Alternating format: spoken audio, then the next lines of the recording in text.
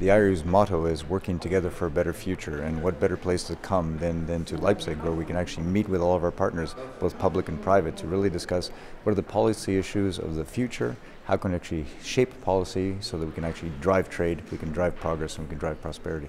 How much influence does a summit like this have on policy making? What it does is it helps to shape thinking, and as long as we get the thinking right, then we can actually shape policy to go in the right direction.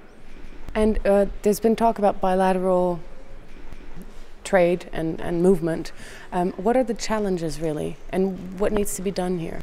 Well, if you think that to have a cup of coffee takes 29 companies from 18 countries, we see that nothing's bilateral. Everything today in this globalized economy is multilateral.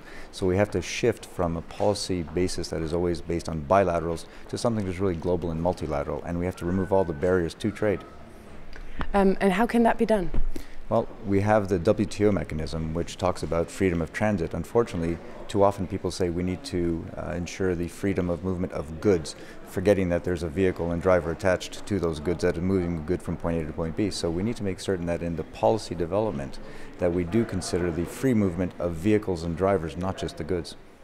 The WTO in Bali set a stepping stone in that. What is sort of the future of or the aftermath of WTO Bali? Well, actually, the Bali Agreement is very promising. What they've done is they said we want to remove obstacles, customs procedures, and really streamline them. And the beauty of this is that there are existing instruments, such as the UN Harmonization Convention and the UN Tier Convention, which can actually help them realize their objectives within a very, very short period. Once a government decides to join, for example, the Tier Convention, they can implement that within 6 months. If we look at a continent like Africa, they've decided that if they could implement Tier, they could double their trade just between themselves. And you've mentioned the people who transport those goods. What needs to be done for them? Well, firstly, it has to be seen that a driver in a truck is driving the economy. Too often, and because we share the road with other users, we're seen as the bad guys. And in fact, we're driving the economy. If you don't have trucks, we don't have medicine, we don't have anything. There's nothing at your office or at home that is not being transported by a truck at some point in its production and distribution process.